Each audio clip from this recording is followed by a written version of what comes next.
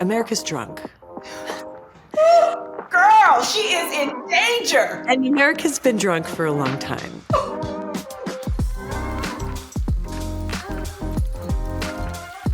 Hi, everybody. Welcome back to America Who Hurt You. I'm your host, Sarah Jones, and this is the pod where we get together to do the best we can in a moment when America is definitely not at its best. But outside of this podcast, you might know me from the characters I play. Sometimes they pop in here, sometimes they don't. But if you missed them from last season, please let us know in the comments. Now for our amazing guest this week. Elizabeth Gilbert, who I call Liz, is the mega best-selling author and all-around brilliant friend of mine who, even alongside her wild journey with fame, I mean, how many people can say that Julia Roberts played them in the movie based on their book? But of course, I'm referring to the revolutionary, low-key, inescapable memoir, Eat, Pray, Love, which truly changed a generation of women, including me. And her literary legacy has only grown from there, with bestsellers from Big Magic to City of Girls, and her latest, the instant New York Times best-selling memoir, All the Way to the River. Now, like everything Liz does, this book caused quite a stir, and I think it opened up a really necessary conversation that we get to continue here. But before we get into it, whether you're listening to this or watching it on YouTube, which I highly recommend, if you love this episode, please share it, follow us on all the socials at America Who Hurt You, and subscribe to our Substack, Yes, I Am Sarah Jones. All of that really supports the work we're doing here, and it'll help us keep doing it in the future. All right, here's my beloved Liz Gilbert. Sarah Jones. Hi, friend. Hi, Liz Gilbert. There's so many things I want to say. It is such a gift to get to sit down with you after way too long. And the last time I got to do anything like this with you, we were in person. I know. Like whole human beings sitting together. At a live event that other people also chose to come to. People left their homes. They left their homes. People got up and left. They walked out the door. They put on hard pants and they came and they saw us speak to each other in a place that was not their house. It's incredible the times we used to live in. Did we know we were living in a golden age? No, we did not. Were we full of complaints then? Yes, we were. I was probably complaining about the subway that very day. And now what I wouldn't give. But and also we adapt. And I was thinking about all the themes in this, not just this beautiful book, but for people who, the five of you who haven't read All the Way to the River, this book is something for our times that, Liz, I wonder, and I think about with Eat, Pray, Love and with Big Magic and all of your other books, the timing, how do I say this? I don't care if people think I sound woo-woo. Also, if you think I sound woo-woo, you're probably not listening to this podcast. You're probably ahead. Why would you even be here with us? Why would you even be here? If that was a problem. Exactly. The woo is presumed. We presume the woo. But with the presumptive woo, the presumptive woo, the timing is always like all of us, I think, have been riding these waves for 20 years of right? Because it's 20 years since Eat, Pray, Love, which is crazy. Crazy. For those of us who are old enough to remember, we were in this post, it's a new millennium moment. And a lot of us were trying to do the things, tick the boxes that you're supposed to tick. And here was this book where someone said, I'm ticking all the boxes, and the more I tick, the worse I feel. And so maybe there's another way to live. I'm thinking about the way that you as a writer and as a human being who I've been privileged to know since we met at TED, which is also crazy. But I remember thinking, this is a real person who is lovable and delicious, and I would like to hang out with her.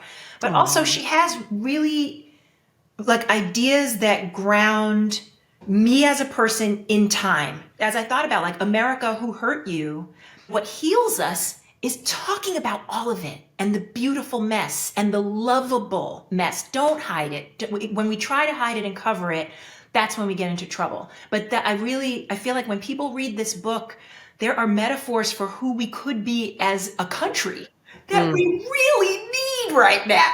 That brings me to the title. All the Way to the River. The very title is about a kind of geographic, reference that if people haven't read the book yet, can we give it away a little bit? Because it's so Sure, we can give it all away. Yeah. What are we holding on to anything for, Sarah, at this point, honestly? Yeah. So first of all, thank you. And I love you. And it's really good to get to see you and to get to be with you. Yeah, if woo doesn't work for you, this ain't going to be your episode. I just want to say that right now. rolling. We lead with woo. We lean on it and we lead with it. So the title of the book. So the book is about my long friendship and then very short but extremely intense and significant love story with my friend, then partner, the writer and musician and artist Rhea Elias, and who you met and knew, and so that feels loved. like. And loved, because everybody loved Rhea. And so it feels like a little extra sort of pleasure that I get to talk about her, not in the abstract, but, directly with somebody who loved her as so many people did. And the term "all the way to the river" was an expression that she developed. She had this model for how she viewed human intimacy and friendships especially. And it was about sort of layers of intimacy as you get closer and closer to really knowing somebody. And she used the map of downtown New York City as her reference point because she was a downtown, she was an East Village girl. She was a Syrian-born, Detroit-raised, East Village forged human being. And so her view of it was that she said, you've got your Fifth Avenue friends, which is kind of like, people who aren't familiar with the city. It's basically was her term for, it wasn't even necessarily your hoity-toity friends. It's anybody that you know where both you and they are completely acting upon their persona when you're together. So your mask friend. Yeah. It's just like, this is the mask I wear socially. This is the mask you wear socially. Our masks are meeting each other and no intimacy is being exchanged.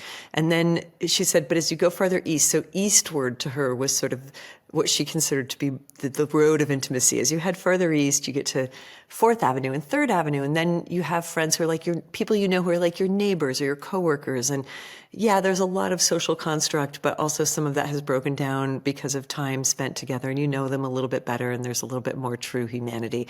And then you get to your Second and Third Avenue, First Avenue friends.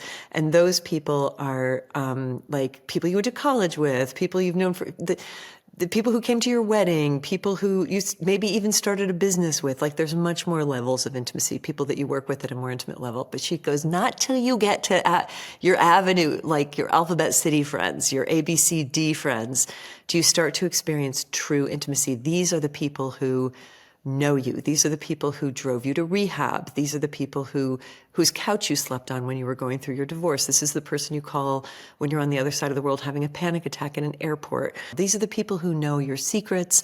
Those are your true friends. And then she would always say, but there's one more layer.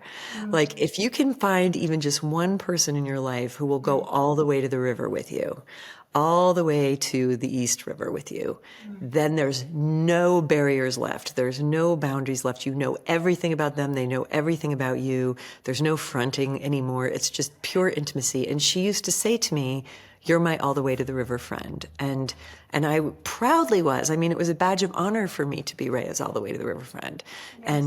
And she was mine. And if you have ever walked from Fifth Avenue to the East River through the East Village, you know that at times it is not a very nice walk. I was going to say. It is times a very dangerous walk. It is at times a walk where you might be looking over your shoulder as you pass through certain neighborhoods. It's a walk where you're going to start walking by people who don't have homes and people who have obvious drug issues and people who've been abandoned by society. And then if you want to go all the way to the river, it's like hard enough to even get there because it's like, how do you cross the FDR without getting hit by a car?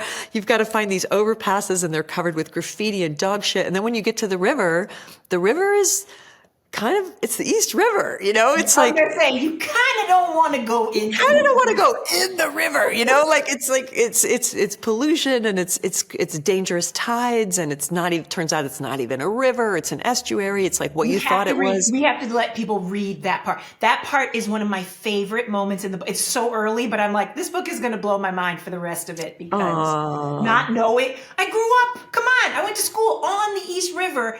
You're telling me it's not a river? What the Not hell? even a river. It's tidal estuary, flows in both directions. So it's, this is the thing, is like intimacy at that level.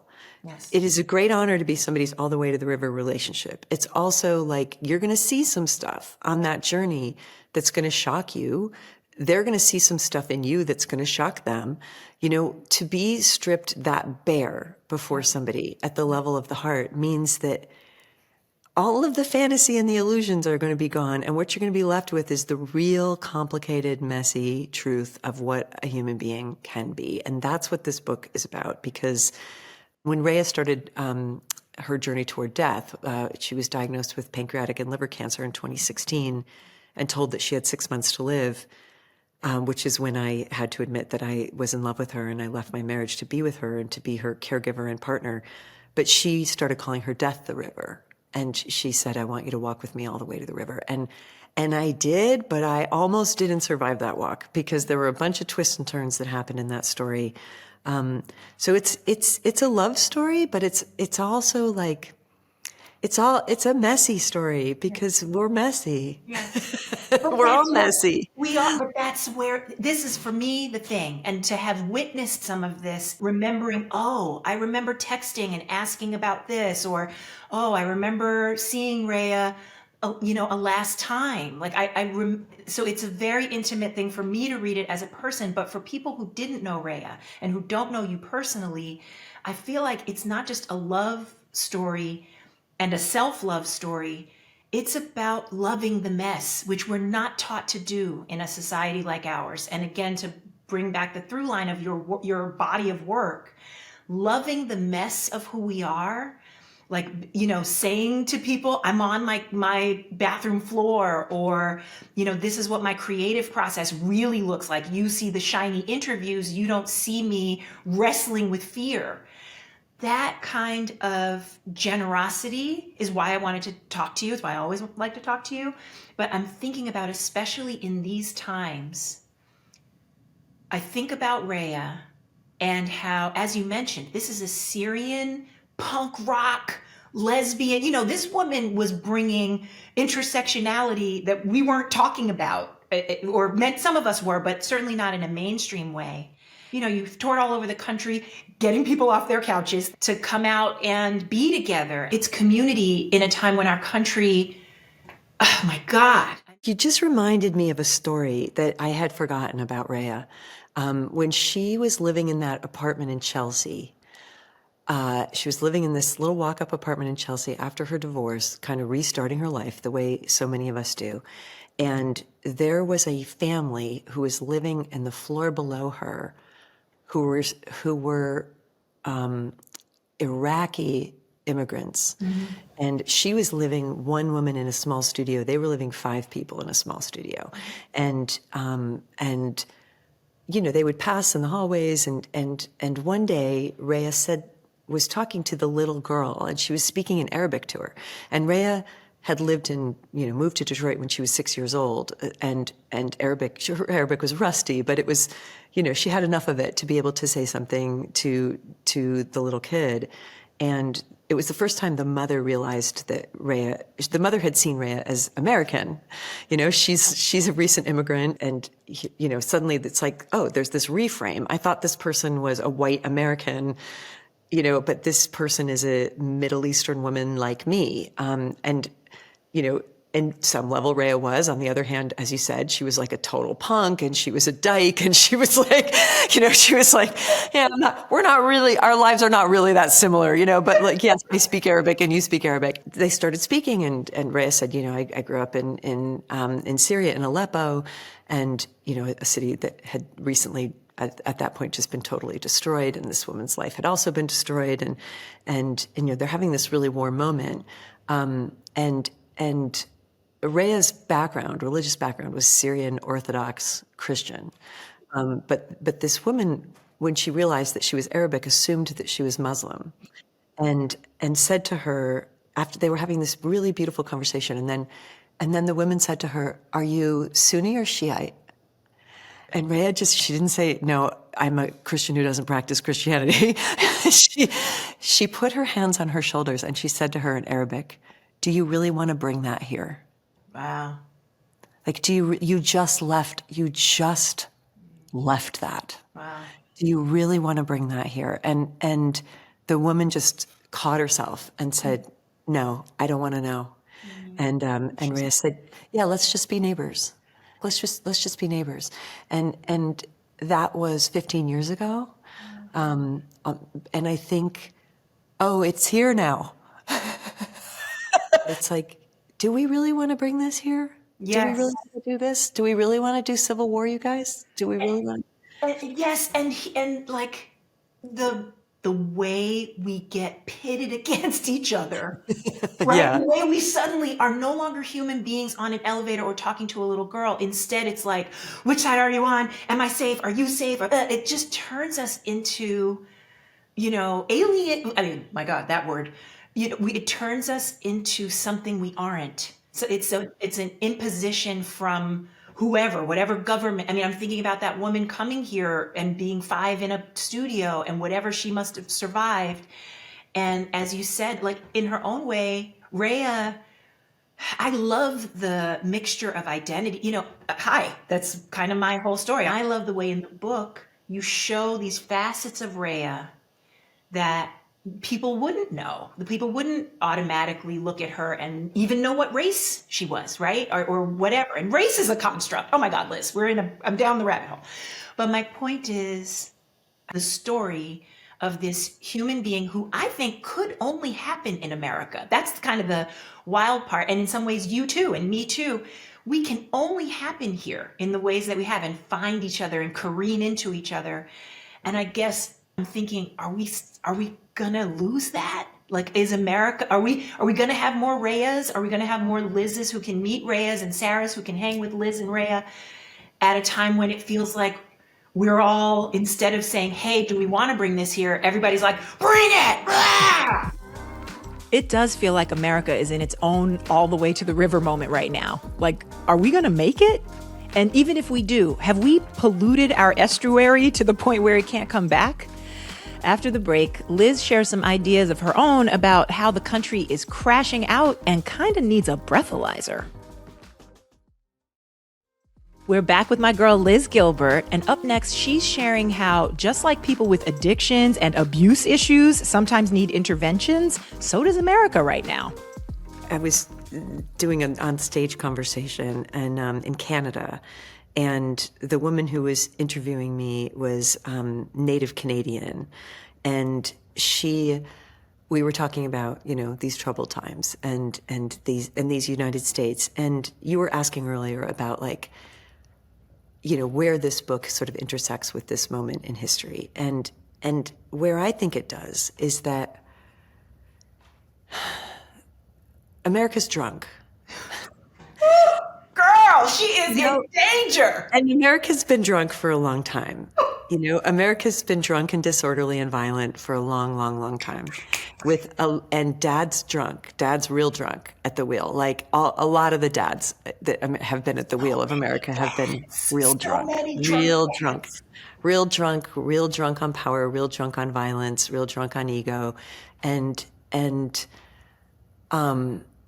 this is a book about sobriety.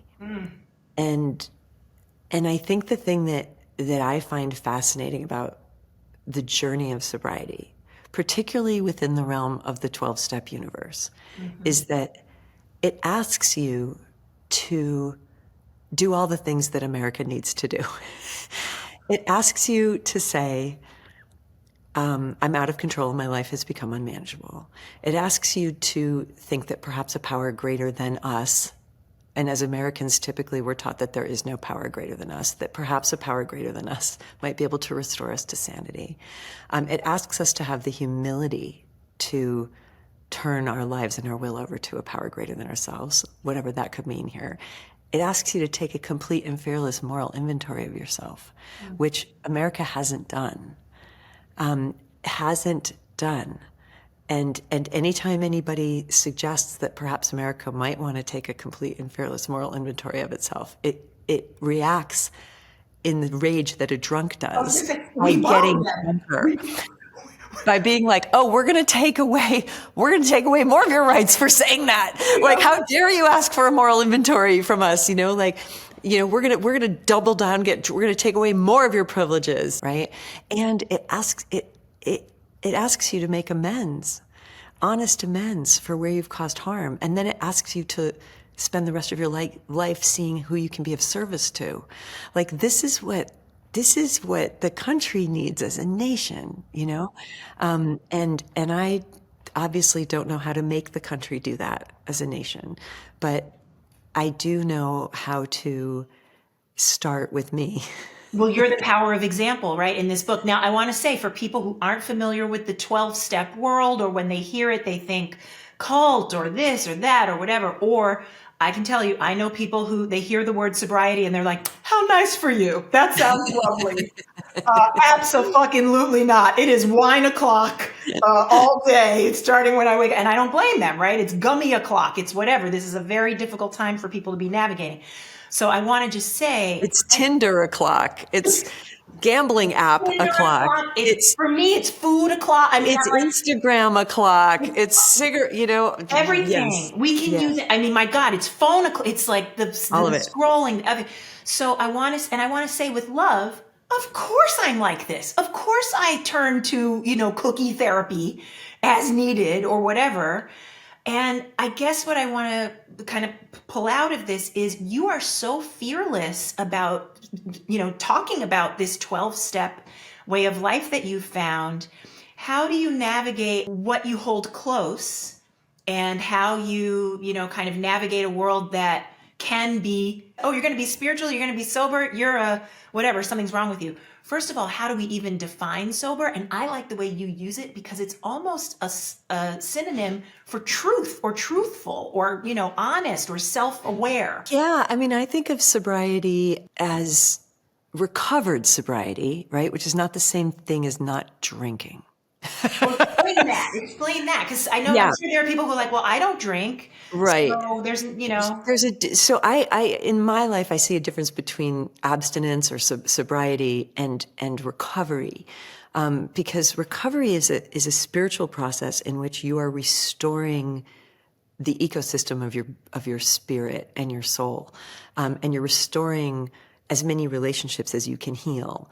And I'm sorry to interrupt you, but that's so juicy. I want to just ask you, because for me, as I listen to that, restoring, it's like, getting back to your factory settings, right? Like we're all basically good, and then we're born and people get in there and fuck it up or something.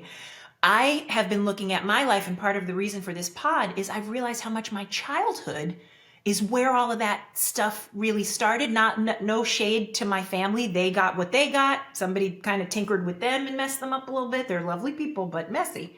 So does that in there with the kind of being restored? Because I think some people say, well, I'm just a piece of crap, and they beat themselves up, not realizing, hey, you make sense. Somebody wired you like this.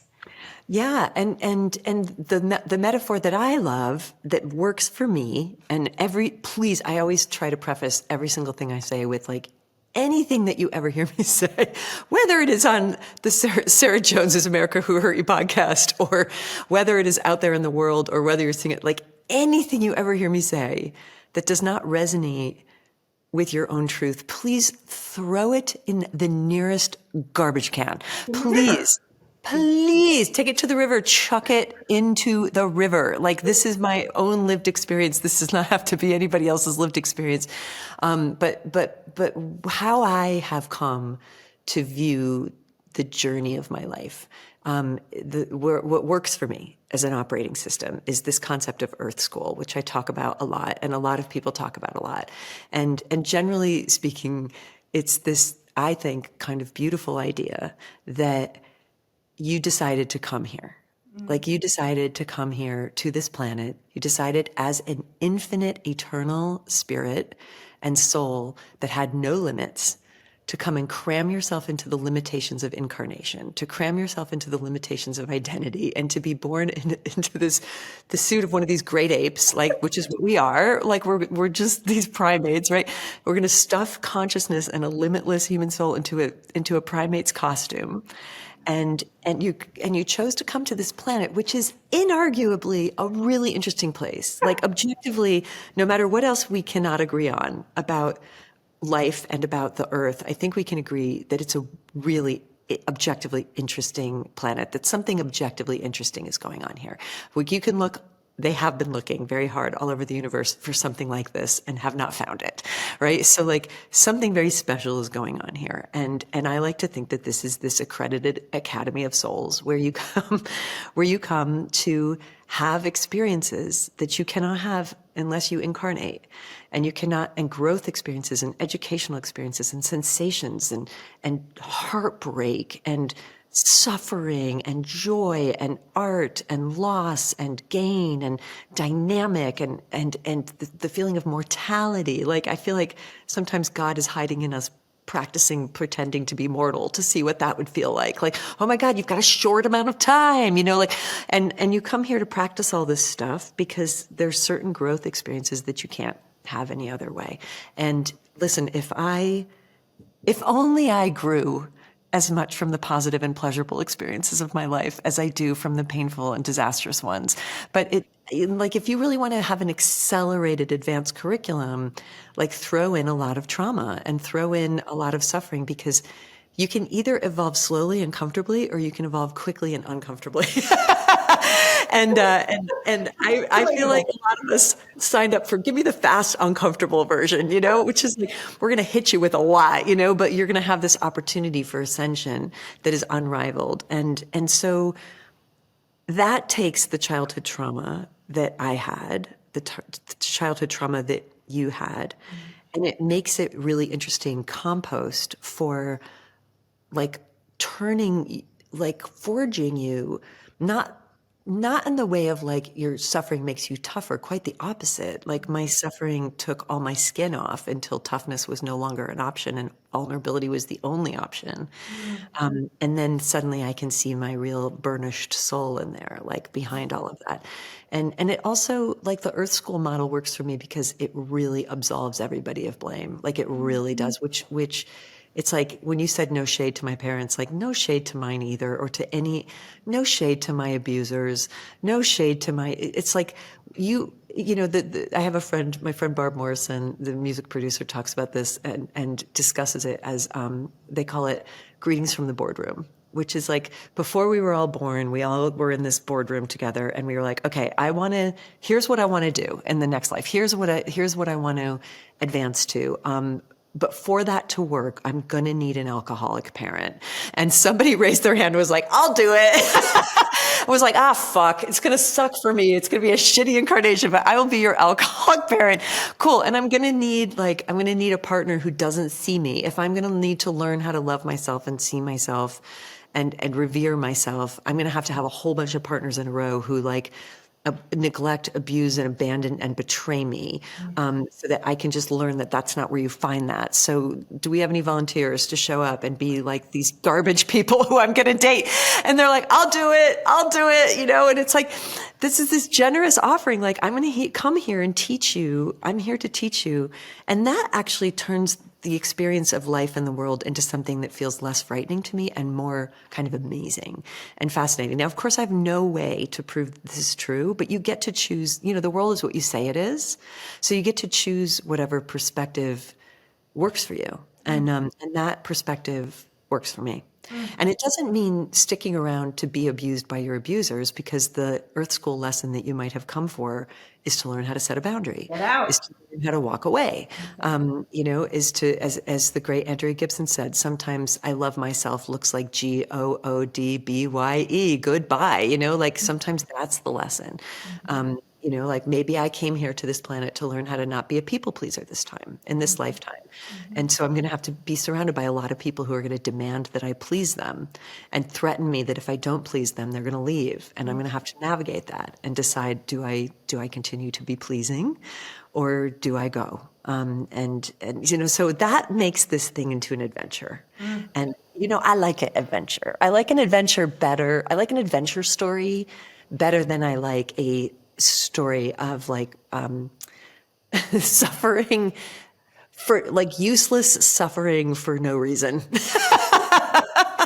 that brings us to the title of the show, America. No, I'm kidding. Useless suffering for no reason. That's my new podcast, Useless Suffering for No Reason. Podcast. I will jump on that anytime you want. I have to say, some of my friends who love you will not forgive me unless they get to come and say hi. So I'm going to bring them. So a couple people wanted to come say hi. Hi there, Liz. Oh, sweetheart. Honey. Oh, you look great. You haven't aged a bit. Listen, it's all the cashier moved us out to California. They don't let you age here. It's illegal. Anyway, what I wanted to say, my dear, is you are so wise for such a young thing. And I hear what you're saying about this Earth school. I have to admit, it sounds like something futuristic, that I would have watched on the television before you were born. But I want to ask you this. For those of us who have suffered, there's a part of me that thinks, oh my God, was there really a boardroom where people sat around and said, we're willing to go through this? I'm not saying I'm not a courageous person, but I am saying I don't know that I would have chosen some of the suffering that my people, Sarah's people and other people of all the different backgrounds. It is hard for me to imagine that we would choose it. I feel like the courage only came because we had no choice. Do you feel like you have the choice and still you choose the courage, the boardroom, all of it? Or do you think the courage is forced on us? What a great question. Thank you. Well, first of all, I would never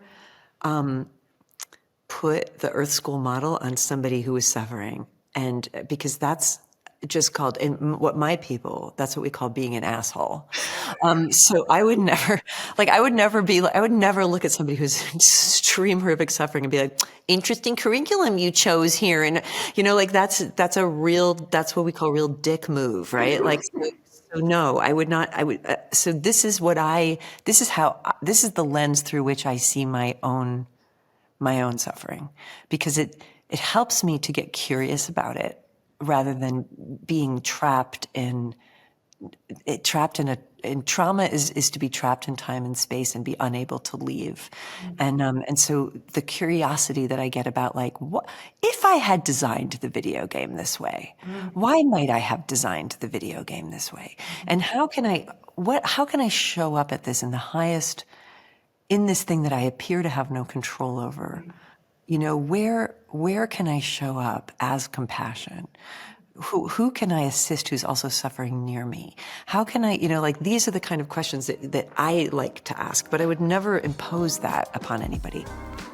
Wow, Earth School. I know Liz isn't the only one who talks about it, but I'm so curious what other people think. So leave us your comments. We'll be right back.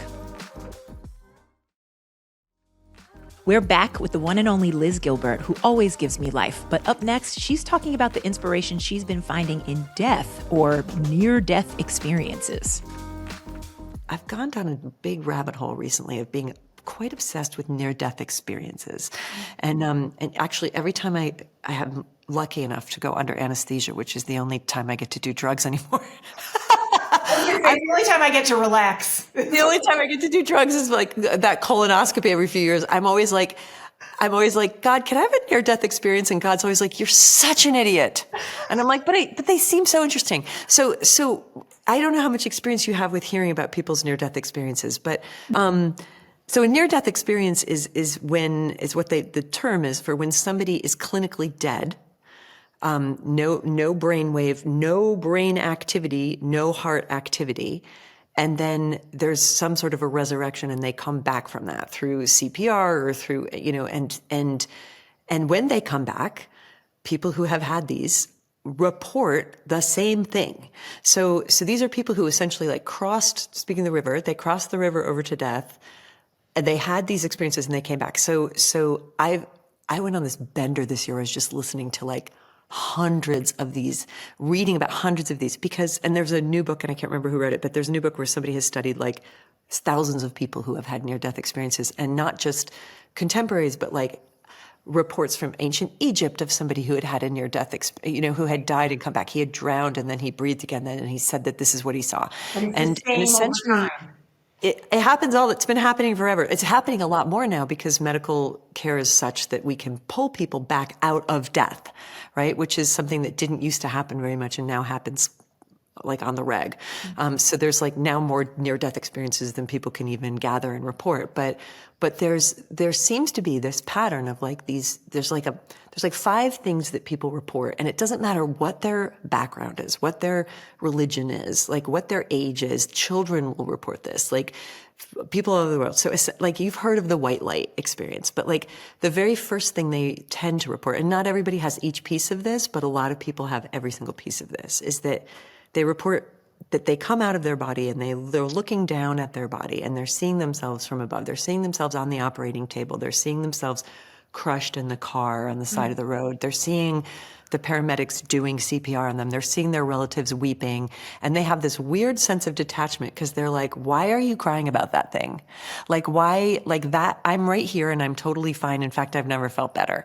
And because their soul compressed into this incarnation is out finally, right? So they're like, why is everybody crying? Like this is great. I've never felt more wonderful. And like, what is that thing they're crying over? They don't even like recognize their own body as belonging to them. And then the next thing is the tunnel. They go through the tunnel and then they see the famous white light at the end of the tunnel, which is just this, and they always describe it as like more love than you could ever imagine. Just this blinding warmth of absolute love that they become absorbed into, that they recognize and that recognizes them. And then there's the reunion of the ancestors who are like this brigade of ancestors who are like, here you are, we've been waiting for you. And this is like all across cultures, people are experiencing this. And then there's the life review with your spirit council or your soul council. And these are like a few ancestors or teachers or wise elders, and they sit with you. And all of this can happen to somebody when they've been dead, technically, and dead for like 4 minutes, 5 minutes, but it feels to them like this expanded space because they're out of time and space. So they sit and they have a life review, which is not, everybody always expresses like, there's nothing judgmental about it. Like you're not in trouble. You're not being banished to hell. In fact, people report that it's actually really extraordinary and beautiful and full of love. And they sit with these beings, and the beings are like, okay, let's go over what you did this life. Like, let's go over a couple things. And you see it when people talk about their life flash before their face. Like they see it and they see where they were unskilled.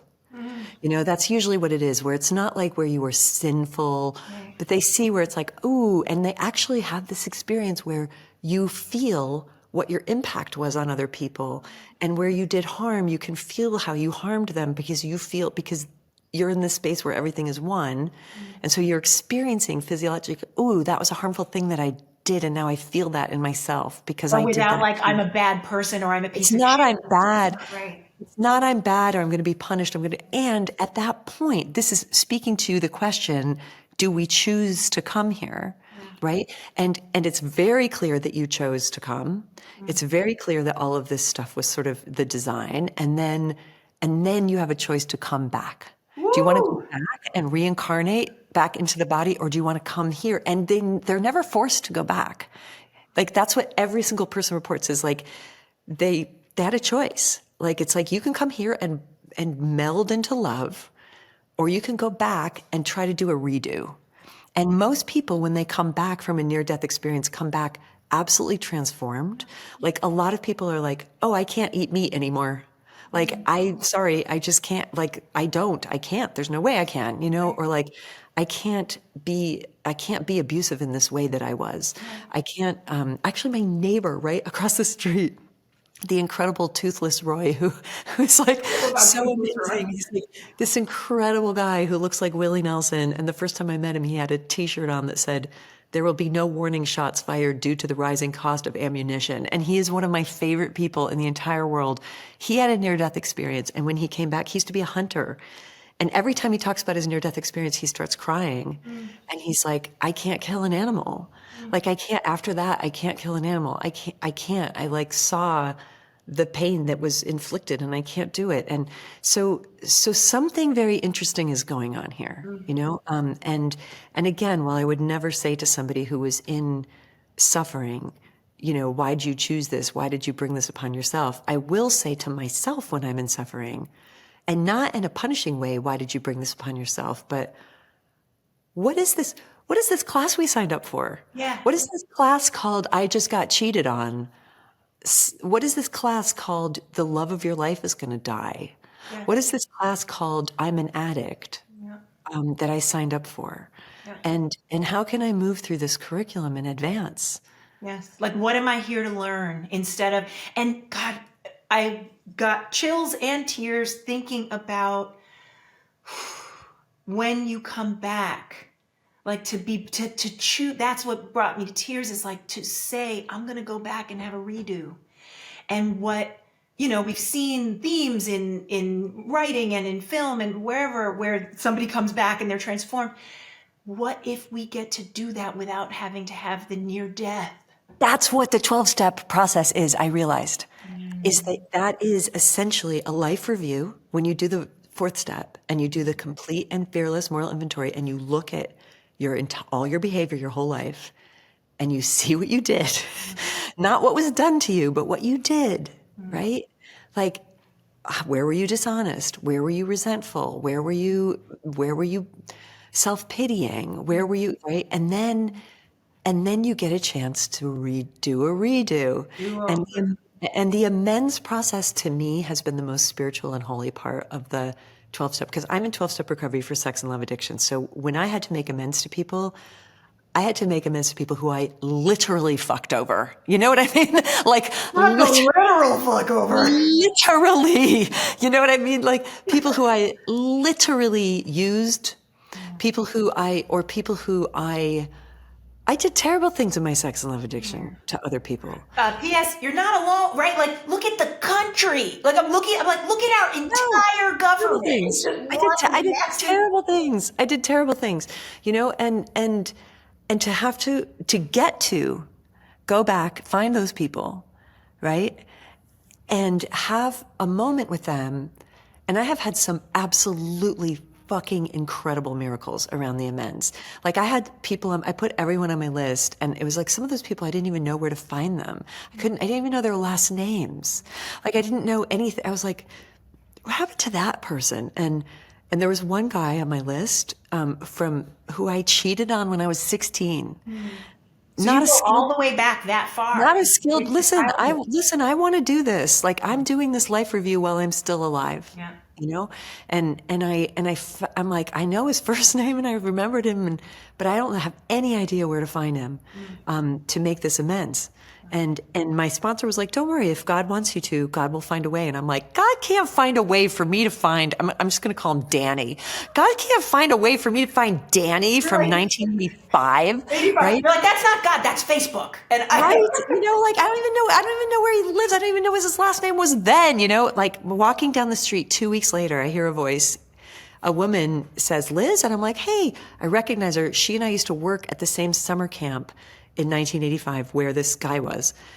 I haven't seen her, and she recognized me. I haven't seen her in 40 years, right? And she's like, oh my God, I live in New York now. Me too, blah, blah, blah, blah, blah. I'm like, you ever see anybody from the camp? She goes, yeah, I see Danny. I see Danny all the time. I'm like, do you have his phone number? Oh my God. She's like, yes, in fact, I do. And that night I sent him a text and I was like, hey, Danny, this is Liz Gilbert. And I said, you're not going to believe this. I just ran into, let's call her Carol. I just ran into Carol on the street. I'm in 12-step recovery. I'm a recovering addict. And as part of my healing, it's really important to me to try to make amends to anybody who I believe I harmed. And I have a letter that I wrote to you. Oh my God. A month ago. Oh my God. In case our paths ever crossed.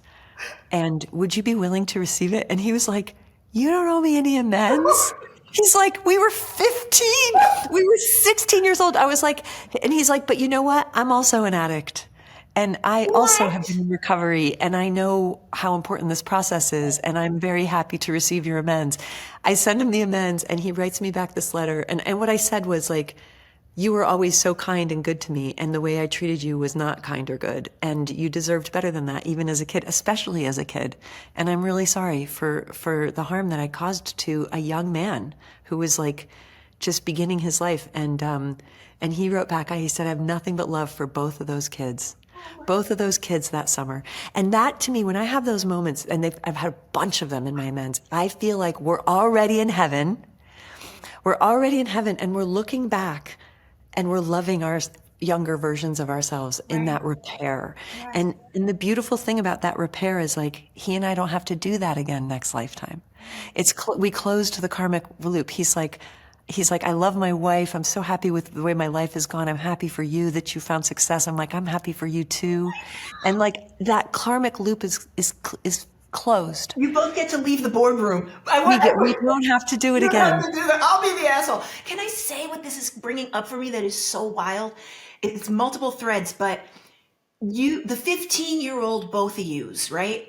And I think about me at 15 or 16. I have to say, to bring it back to kind of this bigger picture, if the president of the United States at 8 years old hadn't been screamed at by his father, you're a loser, right? 8 years, he was really brutally abused emotionally as a kid. This is documented. And then he was shipped off to boarding school where he becomes a bully, harming other kids. Everybody who went to school with him said what a horrible bully he was. Imagine if instead of, having that become this calcified way that he is, where he's just like, you're a loser, I'm a loser, I hate everyone, and let's, tear down the White House. Imagine if instead he had this corrective emotional experience that you and Danny had, and bumps into somebody on the street in, 1940 something, I can't do the math, but if somebody had intervened in the 60s, maybe we wouldn't have, a megalomaniacal situation in our country. I just think about how this globalizes this idea of accountability that you're talking about at the personal level can globalize to the point where it impacts all of us better. Well, that's why I'm sad for the power structure of America that it doesn't want to give reparations, because it's missing out on the repair, beautiful healing that it's like, this is the thing about a genuine amends is not an act of shame, right? It's not, you're not saying I'm ashamed of myself. I deserve to be shamed. You're saying simply, and my sponsor taught me this, and God bless her, she taught me what a real amends is and what a real amends isn't. You don't go to somebody on your knees in shame, telling them that you're the worst person in the entire world, or asking them to forgive you, right? That's all about top-down dominance. And it's like, you're not asking anything from them. You're just saying to them, the thing that I did was wrong. You're just taking accountability and saying, the thing that I did was wrong and it caused harm. What can I do to make it right? Like that's what a genuine amends is. You say to somebody, I did this, you name it. This is what she taught me to do. You say, first of all, you ask permission. You don't amends bomb anyone. You say, right? Because that's amends bombing is next level. Hi, I need to feel better. Come here so I can tell you some shit. You ask permission. You say, I have a letter of amends. May I send it to you? And if they say no, that's the end of it. And you're good. You're clear. Your intention was good. They have the right to say no. They have the right to tell you to go fuck yourself, right? But you ask, may I make this amends, right? And then you say, like, this is the thing that I did. And you call it, you just plainly name it. And then you say, the thing that I did was wrong. And then you say, I believe that the thing that I did caused harm. You don't know that it did, but like, I think it did. I'm pretty sure that this transatlantic slave trade caused a lot of harm. I can attest. I'm pretty sure that it caused harm. This thing was wrong and it caused harm. Yeah, rumors that it was great are very much lasting harm, And I'm sorry for what was done, in my name. How can I make this right? Like, let's talk about how we can make this right. The thing that I am sad for any people, institution, or government that won't do that is that you miss the healing you get. You know, you miss the healing. You don't just get to do the right thing because it's the right thing, which it also is, you know, but like real reconciliation and real amends, both parties are healed. And that's why it's a tragedy that it's somehow being presented to people as like, don't you dare make me get down on my knees and be humiliated and shamed and say that we did something wrong. It's like, no, we want you to be free too. We want us all to be free. That's what we're here to do. That's what we came here to do as spirits, is to have these experiences and learn how to be free.